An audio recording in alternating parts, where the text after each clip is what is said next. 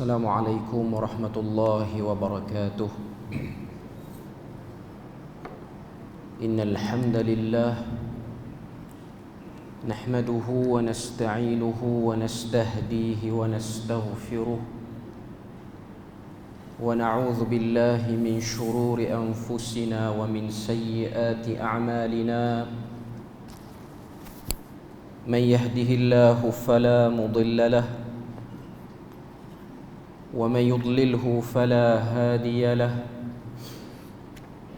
أشهد أن لا إله إلا الله وحده لا شريك له، وأشهد أن محمدا عبده ورسوله. يا أيها الذين آمنوا اتقوا الله وقولوا قولا سديدا يصلح لكم أعمالكم ويغفر لكم ذنوبكم، ومن يطع الله ورسوله فقد فاز فوزا عظيما. الحمد لله الذي بنعمته تتم الصالحات. ربنا آتنا من لدنك رحمة وهيئ لنا من أمرنا رشدا. أما بعد، alhamdulillah, syukur pada Allah Azza wa Jal kerana dengan rahmat dan juga limpah kurnia yang Allah Ta'ala berikan, dapat kita bersama pada malam ni menyambung lagi perbahasan kita daripada risalah Sahih Al-Qasasun Nabawi. Dan malam ni kita akan sambung pada kisah yang ke-12. Kisah yang ke-12 di bawah tajuk Qissatus Samiri alladhi sana'al ijl, iaitu Samiri yang mencipta patung anak lembu yang disembah oleh Bani Israel. Maknanya kita masih lagi dalam kisah Nabi Musa AS. Kisah yang ke-11 sebelum ni, perbahasan kita ialah berkenaan dengan satu orang wanita tua yang menjadi penunjuk arah kepada di mana bersemadinya jasad Nabi Yusuf AS. Sebab ketika mana turun arahan daripada Allah Ta'ala untuk Bani Israel ni keluar, maknanya Allah Ta'ala arahkan Bani Israel keluar mengikut perintah Nabi Musa. Mereka minta sesuatu pada Nabi Musa, iaitu tak akan keluar sehingga bawa sekali jasad Nabi Harun untuk dibawa keluar daripada Mesir. Lalu kita dengar pada kisah sebelum ni bagaimana seorang wanita tua tu dia minta pada Nabi Musa, jamin tempat aku dalam syurga, baru aku akan tunjukkan di mana bersemadinya jasad Nabi Yusuf. Jadi itu kisah yang dah selesai. Sekarang sambungan kita ialah kisah Samiri. Kalau kita tengok dalam Al-Quran, Allah Azza wa Jal menyebut tentang kisah Samiri ini dalam surah Taha. Disebut dengan jelas nama Samiri itu, maknanya terdapat dalam Al-Quran. Bermula pada ayat yang ke-83, Allah Ta'ala sebut tentang permulaan kisah ini. Firman Allah Ta'ala, a'udzu billahi minasyaitanir rajim, wa ma a'jalaka 'an qaumika ya Musa. Dan apakah yang menyebabkan engkau segera datang lebih dahulu daripada kaum engkau, wahai Musa? Ini pertanyaan Allah Ta'ala kepada Nabi Musa. Maka jawabnya dalam ayat yang seterusnya, qalahum ulai ala athari wa ajiltu ilaika rabbi litarda. Nabi Musa menjawab, mereka itu ada mengiringi aku dan ianya tidak jauh daripada sini, dan aku segera datang kepadamu wahai Tuhan, supaya engkau redha akanku. Ini perbicaraan Nabi Musa ketika mana berada di atas bukit Tur Sina. Kemudian Allah Ta'ala sebut dalam ayat yang ke-85, qala fa inna qad fatanna qaumaka min ba'dik wa adallahumus Samiri. Setelah selesai urusan yang dimaksudkan dalam ayat ni ialah urusan penerimaan Taurat secara keseluruhan, iaitu munajat Nabi Musa selama 40 hari 40 malam, yang dimulai dengan puasa yang dibuat oleh Nabi Musa secara individu untuk menghadap Allah Azza wa Jal, lalu dia terima Taurat. Kata Allah dalam ayat 85 surah Taha, qala fa inna qad fatanna qaumak. Allah Ta'ala kata, sesungguhnya kami telah uji kaummu dengan satu fitnah yang tak pernah berlaku, dan ianya berlaku ketika mana kamu meninggalkan kaummu ini. Sebab pada waktu Nabi Musa nak naik bermunajat kepada Allah Ta'ala di Bukit Tur Sina, urusan Bani Israel ini diserahkan kepada Nabi Harun. Dalam riwayat menunjukkan Nabi Harun ini tak jauh beza dengan umur Nabi Musa, maknanya dia dekat-dekat, dan dia ada tali persaudaraan, bukan adik-beradik, tapi dia ada daripada kerabat yang dekat, maknanya daripada kalangan keluarga Nabi Musa yang tak jauh. Lalu diberikan urusan tu kepada kaum, urusan kaum tu kepada Nabi Harun. Allah Ta'ala kata, wa adallahumus Samiri, kaum kamu itu telah disesatkan oleh seorang yang bernama Samiri. Kebanyakan riwayat sebut Samiri ini bukan daripada Bani Israel, tak diketahui secara tepat Samiri ini daripada mana. Dan di akhir cerita Samiri ni pun Nabi Musa halau Samiri supaya tak dekat dengan Bani Israel. Dia tidak dibunuh, walaupun apa yang dilakukan oleh Nabi Musa tu, apa yang dilakukan oleh Samiri itu besar, iaitu memurtadkan Bani Israel daripada mentauhidkan Allah Azza wa Jal sehingga menyembah patung anak lembu yang diperbuat daripada emas. Nanti kita akan tengok hadis yang diriwayatkan oleh penulis ni daripada riwayat Al-Hakim dalam kitab di Mustadrak. Okay. Kita tengok apa yang disebutkan oleh penulis hafizahullahu taala rahimahullahu taala. Dia sebut tamhid ataupun permulaan kepada kisah ni. Dia kata fi hadzal hadis, pada hadis yang kita akan dengar ini, ba'dul idafat wat tafsilat, terdapat banyak pendetailan dan juga penjelasan fi qissati ibadati Bani Israel lil ijl, pada kisah menyembahnya Bani Israel terhadap patung anak lembu. Al-ijl maksudnya anak lembu. Al-ijl al-dhahabi, anak lembu yang diperbuat daripada emas. Alladhi sana'ahu lahum Samiri, yang telah dibuat daripada tangan lelaki yang bernama Samiri. Wama fa'ala Musa bil ijl, kita akan tengok dalam hadis ni apa yang Nabi Musa buat kepada patung anak lembu tu. Wa kaifa nasafahu fil yam, dan bagaimana Nabi Musa menenggelamkan patung yang menjadi sembahan ini.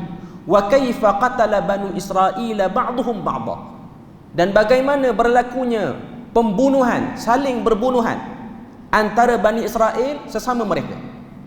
Kita akan tengok dalam hadis yang kita akan dengarkan ni. Okay. Hadis ni diriwayatkan daripada Ali bin Abi Talib radhiyallahu anhu dalam kitab Mustadrak oleh Imam Al-Hakim, Al-Mustadrak ala Sahihain. Dalam hadis ni dia sebut, lamma ta'ajjala Musa ila rabbih amida Samiri fajama'a ma qadira alaihi minal huli. Maksud dia apa? Maksud dia ialah, kata Ali bin Abi Talib daripada Nabi SAW, ketika mana Musa tergesa-gesa nak pergi jumpa Tuhan dia, sebab arahan untuk menghadap Tuhan tu dah sampai.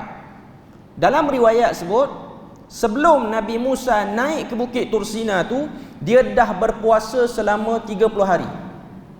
Berpuasa selama 30 hari. Cuma sebelum pada dia naik, dia bimbang bau mulutnya itu mengganggu perbicaraannya dengan Tuhan. Ini ada disebut dalam sebahagian kitab-kitab tafsir, ada juga disebut dalam sebahagian kitab-kitab tarikh seperti Al-Bidayah wan Nihayah oleh Imam Ibn Katsir.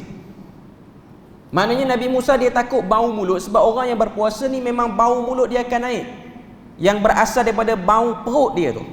Dia naik ke atas sebab ruang makanan tu kosong.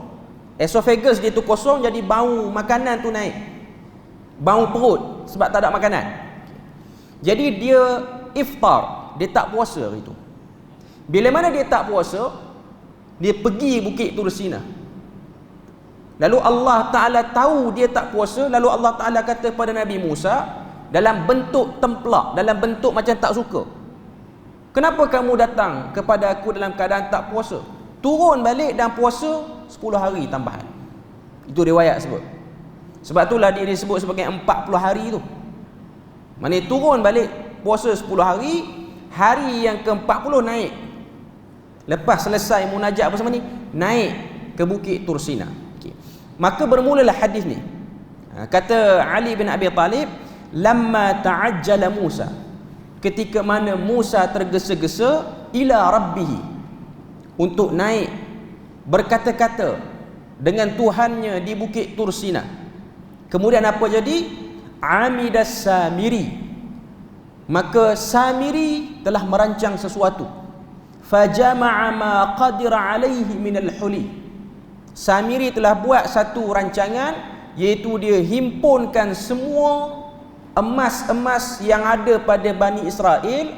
Emas ni datang pada mana? Emas ni datang daripada milik orang Mesir yang telah dipinjam oleh Bani Israel sebahagiannya, dan sebahagian yang lain dicuri dengan sengaja. Curi itu dah sengaja lah, maknanya dicuri oleh Bani Israel.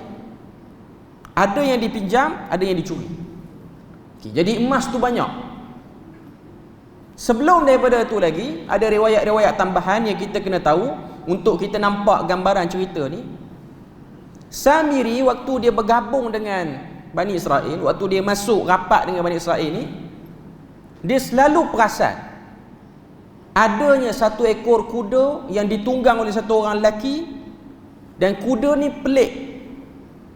Ini riwayat Israiliyat, tapi ada perbahasan di kalangan para ulama tentang sahih dan dhaifnya. Tapi kita dengar ni sebab nak lengkapkan cerita. Sebab di sisi ulama tarikh, ulama sejarah, memang dia bawa semua riwayat ni. Kuda ni bila mana dia berjalan, setiap tapak kakinya itu akan menumbuhkan tumbuhan. Setiap tapak kaki kuda tu akan menumbuhkan tumbuhan. Dalam riwayat sebut, kuda ini dan lelaki yang menunggang kuda ini ialah jelmaan kepada Jibril alaihissalam, yang selalu datang untuk tolong Nabi Musa. Jadi Samiri seorang yang boleh tengok daripada tapak kaki kuda tu dan juga tapak kaki lelaki yang menyerupai, maknanya Jibril menyerupai lelaki tu, tapak kaki dia tu ada something. Tanah yang dipijak oleh tapak kaki kudanya dan juga dipijak oleh kaki lelaki ni pun ada kelainan. Lalu dia kumpul tapak kaki tu, debu ataupun tanah daripada tapak kaki tu dia kumpul, dia letak dalam satu bekas. Okay. Dan bila mana dia dah berjaya himpun emas yang banyak pada waktu tu, dalam hadis disebut Huliyyi Bani Israel fadarabahu ijlan. Ini hadis ni ringkas. Okay. Bila mana dia himpunkan semua emas yang dimiliki oleh Bani Israel secara pinjaman dan secara curi tu tadi, akhirnya dia buat keputusan, dia bakar emas dan perak tu sehingga cair, mencair kedua-dua logam ni. Lalu dia campak dalam tu tanah bekas tapak kaki lelaki ataupun tapak kaki Jibril yang menyerupai lelaki tu, dicampak. Okay. Mudah cerita ni, bila mana dia campak dalam bekas tu, dibentukkan jadilah bentuk seperti seekor anak lembu. Bukan seekor lembu, ijlan ni ialah anak lembu. Okay. Dan ada satu lubang yang menghubungkan di antara dubur lembu tu sampai ke mulut lembu tu. Daripada tempat pembuangan najis dia tu sampailah ke mulut dia tu, ada lubang yang lurus, straight. Angin boleh masuk. Okay. Angin boleh masuk dalam lubang tu. Okay. Dalam hadis ni kata, summa alqa alqabdata fi jawfihi fa idza huwa ijlun lahu khiwar. Dalam hadis ni kata, ketika mana ianya membentukkan emas-emas yang cair itu sehingga membentuk seperti anak lembu yang kecil, maka dia campakkan tapak kaki lelaki yang menunggang kuda itu, dan terjadilah anak lembu, patung anak lembu, dan lalu ianya mengeluarkan suara. Keluar suara sebab apa? Sebab laluan angin yang lalu dari laluan satu penghubung di antara belakang dan juga depan lembu tu. Jadi dia dianggap seperti macam boleh bercakap dan ada gerakan mulut. Dan dalam riwayat lain sebut, syaitan masuk ke dalam patung tu menjadikan ianya lebih nampak real lagi. Nampak macam betul? Nampak macam betul dia boleh hidup. Okey. Lalu Samiri telah mendakwa inilah Tuhan Musa. Sebab apa? Sebab Nabi Musa sepatutnya kena turun jumpa kaum dia. Dah 40 hari dah ni naik menghadap Allah Azza wa Jal. Dah 40 hari dah. Masuk hari yang ke-41 tak turun lagi. Hari yang ke-42 pun tak turun lagi. Jadi Samiri kata, yang Musa duk cari naik sampai ke bukit tu, inilah Tuhan dia. Lembu ni, anak lembu ni, inilah Tuhan dia. Lalu pada waktu tu Bani Israel keseluruhannya, hampir keseluruhan, maknanya masih ada saki-baki yang belum lagi, hampir keseluruhannya menyembah patung lembu itu kerana menyangka ianya patung lembu yang ada kesaktian, patung lembu yang ada kelebihan, disangka sebagai benda-benda yang hebat. Sekilas pandang kita tengok, bila mana benda-benda ajaib seperti ini berlaku dalam satu masyarakat, ianya boleh melemahkan dan ianya boleh mengganggu-gugat akidah ataupun tauhid satu masyarakat tu. Masyarakat Bani Israel diuji oleh Allah Ta'ala dengan wujudnya patung lembu ini. Sebab tu kalau kita tengok, selepas daripada cerita penyembahan anak lembu Samiri ni, apa jadi pada Bani Israel? Diorang dah kembali kepada agama tauhid. Cuma ada satu masalah, diorang ada rasa nak hormat lembu tu. Ada rasa nak hormat lembu. Jadi diorang tidak mendekati lembu, membiarkan lembu, dan akhirnya lembu tu dianggap sebagai binatang yang tak boleh dikacau. Sebab tu ada setengah kepercayaan dia lahir daripada bentuk ini. Saya tak nak mention lah agama apa, cuma kita tahu ada kepercayaan di dunia ni yang menghormati binatang tertentu. Bahkan dalam kalangan orang Melayu pun, bila mana ada kepercayaan-kepercayaan yang pelik, dia akan menjauhkan diri daripada tak mendekati lembu tu atau apa-apa saja binatang pun. Ada setengah bangsa dalam kalangan orang Melayu, suku dalam kalangan orang Melayu, dia tak makan kerbau tertentu dengan sebab percaya kerbau ni ada pantang larangnya, ataupun tak makan ikan tertentu dengan sebab percaya ikan ni telah menyelamatkan keluarga kita yang telah ditimpa musibah. Ini ialah bab mengharamkan benda yang Allah Ta'ala halalkan. Kita tak boleh haramkan benda yang Allah Ta'ala haramkan atas nama kepercayaan. Tapi kalau kita tak boleh makan dengan sebab nasihat pada doktor, pakar kesihatan, tak boleh makan, makan yang ni kita akan ada problem pada kesihatan, tu cerita lain. Tu bukan cerita akidah. Cerita akidah ni ialah percaya binatang ni tak boleh kacau, yang ni diangkat sebagai Tuhan. Sebab tu kita tengok ada setengah kepercayaan percaya monyet tertentu, beruk tertentu ni tak boleh kacau, sebab dia ni jelmaan sekian-sekian. Sebab tu ada satu konsep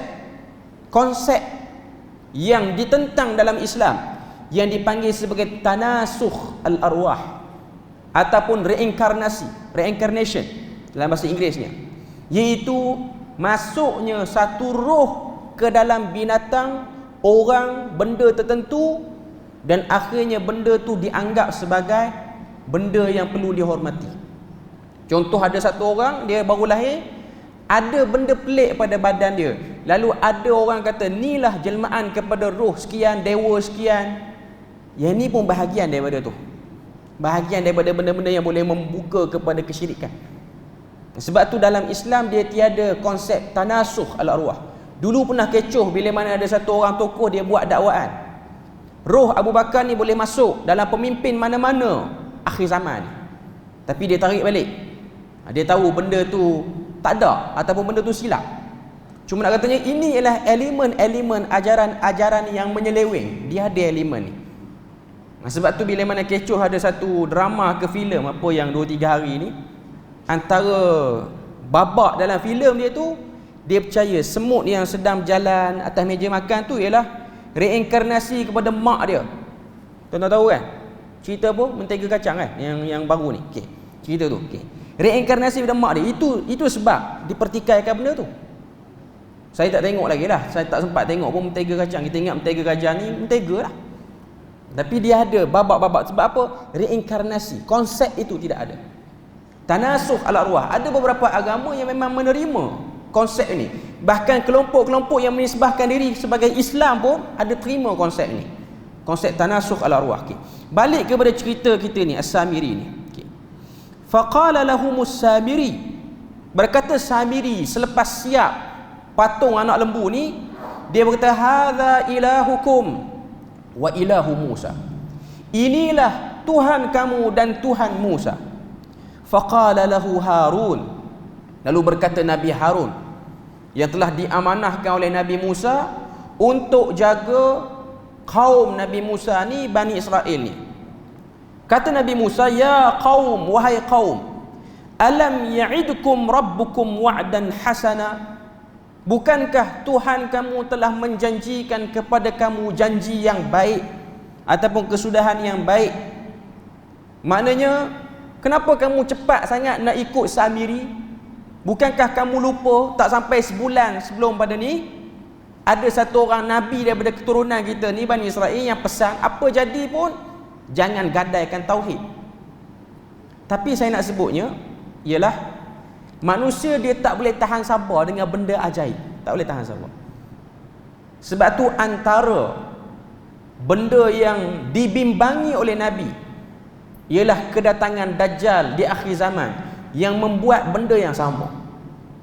Mengeluarkan benda-benda dengan cara penuh ajaib pada waktu orang sempit.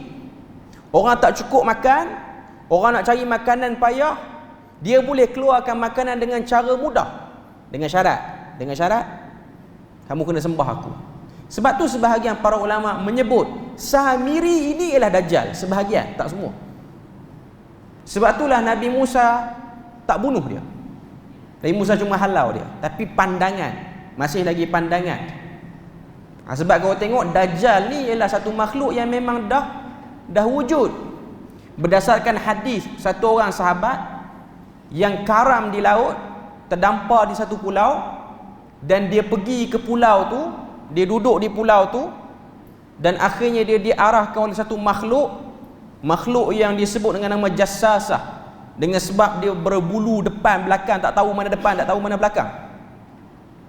Sehinggalah makhluk tu arahkan lelaki ni, sahabat Nabi ni, untuk pergi masuk dalam satu gua. Dalam gua tu ada satu orang lelaki yang tangan dan kakinya terbelenggu, terpasung. Lalu lelaki tu tanya, siapa kamu? Sahabat tu tanya, siapa kamu? Maka lelaki yang kena pasung tangan tu, dia pun kata, sepatutnya aku kena tanya sebab aku yang lemah sekarang. Maka sahabat tu pun kata, aku daripada Hijaz. Cuma sahabat ni pada waktu tu dia Kristian, dia belum lagi Islam. Sehinggalah bila mana dia masuk Islam, dia cerita benda tu pada Nabi. Waktu pengislaman dia di Madinah, Nabi pun daripada duduk, Nabi bangkit berdiri. Nabi ambil tongkat Nabi ketuk tanah. Nabi kata, hadhihi tibah, ini tanah tidak akan dimasuki Dajjal. Sebab lelaki yang sahabat tu jumpa ialah Dajjal. Maknanya dah ada lah. Okay. Tapi tidak ada seorang pun sahabat yang tanya ataupun beri cadangan pada Nabi, ya Rasulullah, beritahu pulau tu di mana kita pergi, kita bunuh siap-siap supaya orang akhir zaman tak payah jumpa. Tak. Sebab apa? Bukan keperluan. Sebab tu sebahagian para ulama dia buat satu collaboration lah antara riwayat ni dengan riwayat Dajjal tu, nak mengatakan Samiri ni ialah Dajjal, tapi masih lagi dalam pandangan, bukan lagi fakta yang tak boleh diganggu gugat, masih lagi dalam pandangan. Okay.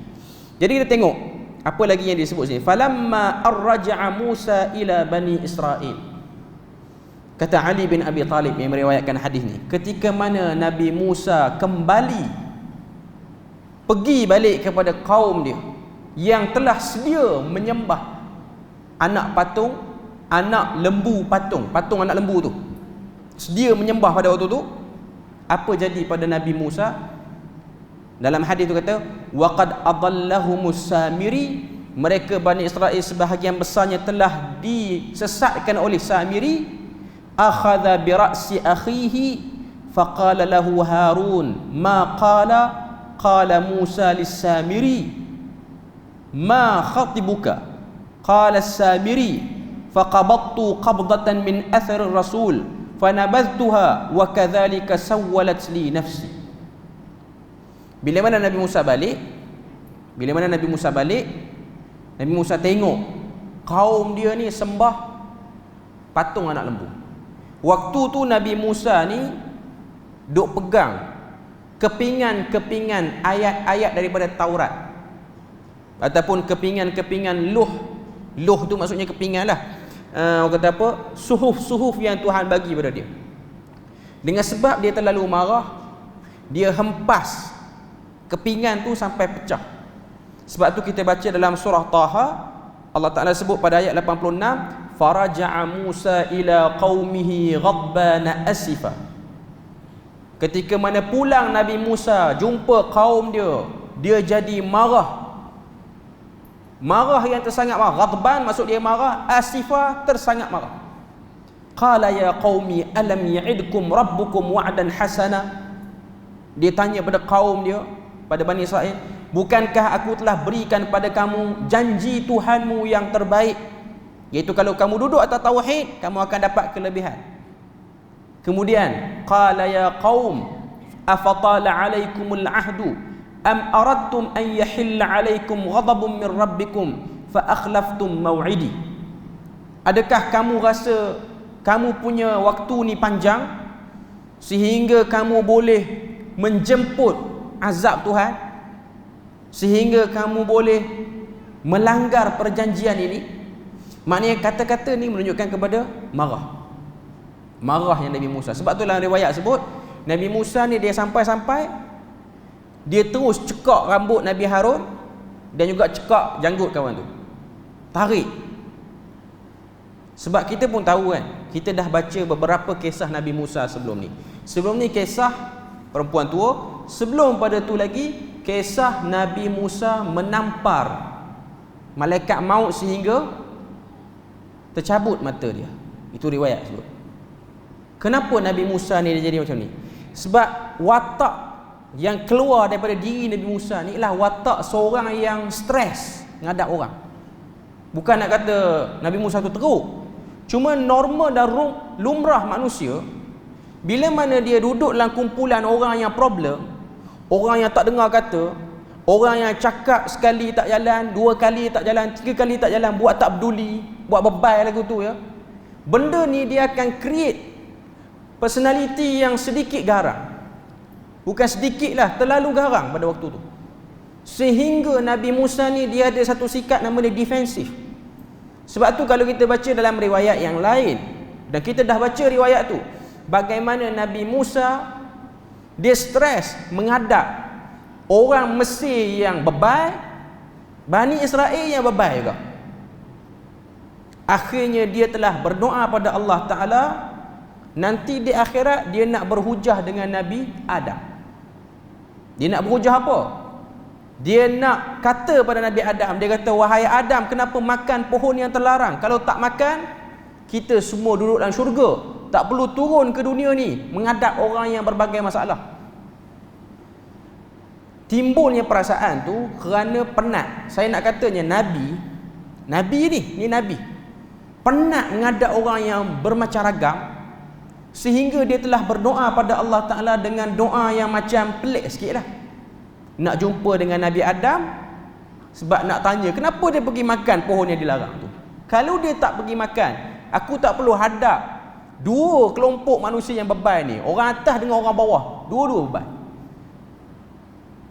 Bebal betul dan bebal dalam bahasa bakunya. Sebab kita orang utara ni bebal maksud lain. Bebal tu maksudnya buat tak peduli, nak marah apa semua macam tu lah. Satu lagi dalam bahasa Melayu kita ni bebal. Bebal tu maksudnya memang tak reti, bodoh lah istilah mudahnya. Okay. Maknanya pada waktu itu Nabi Musa ni dia minta pada Allah Ta'ala, ya Allah bagi aku jumpa Adam. Lalu Nabi Adam kata, kalau aku tak makan, orang tak kenal kamu sebagai Nabi, kamu pun tak jadi Nabi, kamu pun tak jadi kalimullah. Dan Nabi Adam kata, bukankah terdapat dalam Taurat yang kamu terima daripada Allah Ta'ala di Bukit Tursina, ketetapan aku akan makan pohon terlarang itu sebelum aku diciptakan. Belum aku cipta lagi, Tuhan dah agak plan dia Adam mesti makan. Jadi tak boleh nak salahkan siapa-siapa pun. Cuma saya nak katanya pembentukan karakter manusia ni dia bergantung kepada keadaan sekeliling. Sebab tu sekarang kalau tuan-tuan tengok kemurungan ni antara penyakit yang semakin meningkat di Malaysia. Dan pakar menyebutkan, pakar psikologi ni, saya ada baca beberapa artikel, kemurungan ni bukan kerana dia sunyi diri, bukan kerana dia ni duduk rumah tak ada orang, ataupun dia anak tunggal, ataupun dia duduk seorang rumah, bukan. Kemurungan boleh berlaku pada orang yang ramai orang sekeliling dia. Tapi dia ada satu sikap, tak peduli. Tak pernah nak beri waktu masa untuk dengar apa problem, apa masalah dalaman. Tak pernah. Itulah yang dihadapi oleh Nabi Musa. Dia nak cerita tauhid, kaum dia dengar. Tapi dengar dalam keadaan tak ambil peduli. Dengar masuk telinga kanan, keluar telinga kiri. Ini sangat menyakitkan. Saya nak kata Nabi ni dia kena. Kalau kita ni memang lagilah terdedah kepada benda macam tu.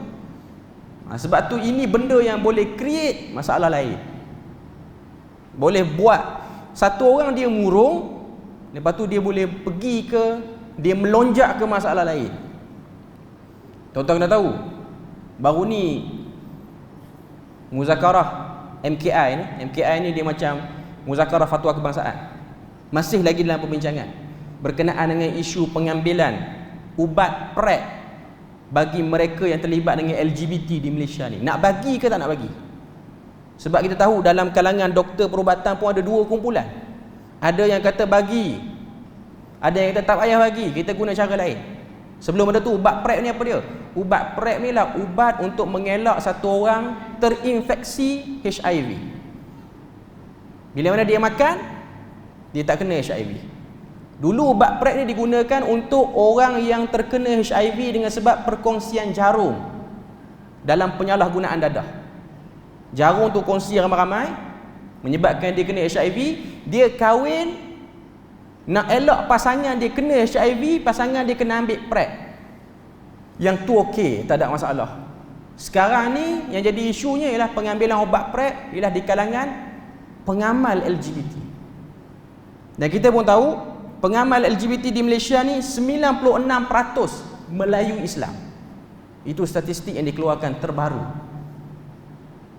Melayu antara umur 14 sampailah umur 38. Ini antara pengamal yang aktif, yang memang ambil PrEP secara annually, monthly, iaitu secara bulanan, dan juga ketika mana dia nak melakukan homoseksual tu. Masalah dia sekarang, kalau dia consume pun dia tak stop daripada liwat itu.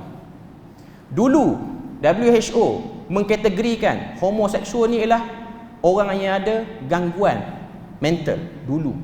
Sekarang dia tak ada lah. Dia keluarkan benda tu daripada orang yang gangguan mental. Dia masukkan dalam satu kategori, dia panggil orientasi seks yang baru. Ni maaf saya sebut sikit depan ada orang muda pun kena sebut lah, kena tahu benda ni. Dulu orientasi seks ni, minat kepada benda seksual ni, syahwat ni, yang diiktiraf ialah straight, lelaki perempuan normal. Sekarang dia dah ada 4. Pertama lelaki perempuan straight, yang kedua homoseksual, gay dan lesbian, yang ketiga nekrofilia, orang hidup dengan orang mati. Ada tu nekrofilia ni di Malaysia pun ada. Nekrofilia ni ialah gemar melakukan seks kepada mayat. Ada. Dan yang keempat ialah gemar melakukan seks kepada binatang. Ini semua nak diiktiraf sebagai orientasi seks normal masyarakat dunia. Tak boleh bangkang. Dulu nak lawan yang LGBT ni lah. Sekarang LGBT pun okey. Sebab tu kalau tuan-tuan lawan LGBT sikit, post kat FB tuan-tuan kena ban. Berapa bulan? Sebulan kalau saya tak silap. Dia macam ada satu gerakan yang kita tak tahulah daripada mana. Cuma saya nak katanya, kemurungan tu, sikap ataupun karakter orang tu, dia jadi defensif, dia jadi tak suka duduk dengan orang, ataupun kita sebut sekarang sebagai introvert ni apa semua. Dia terbentuk kerana benda ni lah. Tak beri waktu kepada orang lain rumah, contohnya anak-anak lah. Kita tak cakap dengan dia, tak tanya dia nak apa, dia ada masalah apa, menyebabkan dia nak dapatkan nak keluarkan diri dia daripada kemurungan tu, dia pilih satu jalan untuk dapatkan kegembiraan yang bersifat sementara, iaitu dia terlibat dengan dadah. Mungkin dulu dadah lah cerita dia, sekarang LGBT pula. Sebab kedua-dua ni penyalahgunaan dadah dengan homoseksual melahirkan hormon yang sama, iaitu dopamin. Waktu dia buat tu, dia ambil dadah dengan dia liwat orang, dia merembeskan hormon yang sama, dopamin. Seronok sekejap je lah, tapi dia lebih teruk. Cuma sekarang yang muda ni, dia ada satu lagi problem dia, ketagihan pornografi. Yang ni kacau pada pasangan muda yang baru kahwin. Ada yang kahwin tapi masih lagi ketagihan pornografi, dia menzalimi pasangannya. Semua masalah ni datang kerana apa? Ada satu sikap bebai. Betul lah, bebai lah. Maknanya tak reti, tak ada common sense. Dulu kau tengok Pendeta Zakbar, banyak puisi dia tulis, banyak tulisan dia tulis, dia memperjuangkan tentang memperkasakan akal dan budi. Memperkasakan akal dan budi ni bahasa puisi, sastra, bahasa mudah zaman sekarang, bahasa budak-budak Twitter, bahasa TikTok sekarang, common sense. Maknanya bila orang ada masalah, beri waktu dengar masalah orang. Kita beri laluan azan dulu. Okey, kita sambung lagi balik beberapa poin tadi, iaitu ketika mana Nabi Musa balik, dia marah, zahir dia punya karakter defensif dia tu, sehingga dia cekak rambut dengan janggut Nabi Harun, ditenangkan. Lalu apa jadi pada kaum Bani Israel ni? Lalu kata Nabi Musa, Allah Ta'ala akan menerima taubat kamu bila mana kamu bunuh. Sebab itu ialah syariat kaum terdahulu. Cara nak bagi terima taubat ni ialah kena mati. Kena mati. Okay. Jadi untuk buat penapisan, siapa yang pernah sembah dengan siapa yang tak pernah sembah berhala. Jadi cara dia, Nabi Musa tenggelamkan patung anak lembu itu. Sebelum pada tu bakar dulu, bagi dia cair, tenggelamkan, masuk dalam air. Dan semua Bani Israel ni kena minum air daripada tempat tenggelamnya patung lembu tu. Orang yang sembah, dia akan berubah jadi, kulit dia tu jadi warna kekuningan macam emas. Jadi yang ni ialah geng yang sembah patung anak lembu tu. Yang tak berubah, dia tak perlu bunuh lah. Okay. Dikatakan dalam riwayat lebih kurang 70,000 orang yang sembah berhala tu, yang sembah patung anak lembu tu, yang minum air tu, dan akhirnya berubah wajah jadi kekuningan macam emas. Okay. Jadi diorang pun diperintahkan oleh Nabi Musa untuk duduk dalam satu tempat macam medan perang, dan akhirnya saling berbunuhan untuk dapat penghapusan dosa. Dahsyatlah kita dengar hadis ni. Lain macam cara taubat dia, memang macam tu. Untuk kaum Nabi Musa, taubat dia macam tu, iaitu kena mati. Untuk satu dosa kena mati. Sebab dosa ni ialah berkait dengan dosa syirik. Jadi bila mana saling berbunuhan sampai satu part turun wahyu, Allah Ta'ala suruh stop. Masa tu tak semua lagi mati. Ada sebahagian dah mati, ada sebahagian lagi tak mati. Jadi Allah Ta'ala telah ampunkan yang cedera tu, Allah Ta'ala ampunkan. Jadi diorang bersih daripada dosa syirik. Cuma Samiri dihalau, dia tak dibunuh. Daripada itulah yang menyebabkan pandangan sebahagian para ulama mengatakan Samiri ni, pertama dia bukan Bani Israel, yang kedua dia dihalau. Dia dihalau keluar menjauh daripada Bani Israel. Sebab tu ada pandangan mengatakan Samiri ini ialah Dajjal bagi kaum Nabi Musa, iaitu Bani Israel. Yang pastinya nak mengaitkannya tak kuatlah. Okay.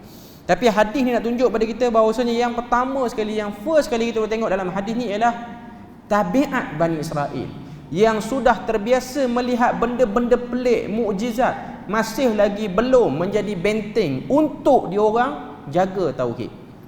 Pengajaran bagi kita umat akhir zaman, jangan mudah terpedaya dengan benda-benda yang pelik. Walaupun hakikatnya patung lembu yang bercakap tu bukanlah hakikinya dia bercakap. Dia hanya dijelmakan untuk boleh bercakap daripada syaitan. Jadi kita kena ada satu stand bagi satu orang Muslim untuk tidak mudah terpedaya dengan benda pelik. Sebab sekarang ni benda-benda pelik saja orang mudah terpedaya. Sebab tu kalau tuan-tuan tengok kultus, kumpulan-kumpulan agama yang menyeleweng ni, dalam agama apa-apa pun, dalam Hindu pun ada kelompok yang menyeleweng, dalam Kristian pun ada, mereka selalu akan mengedepankan kelebihan luar biasa untuk attract orang supaya ikut.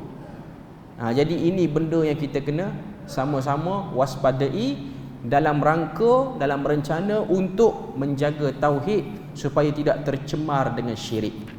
Selesai kita untuk cerita kisah Nabi Musa menghadapi kaumnya yang menyembah patung anak lembu yang dibuat oleh Samiri. InsyaAllah pada kita sempat tak lagi tahu untuk sebelum Ramadan ni, kalau sempat kita akan masuk kisah Nabi Yusha yang menahan matahari. Nabi Yusha ni ialah bahagian daripada Bani Israel, daripada kaum Nabi Musa juga.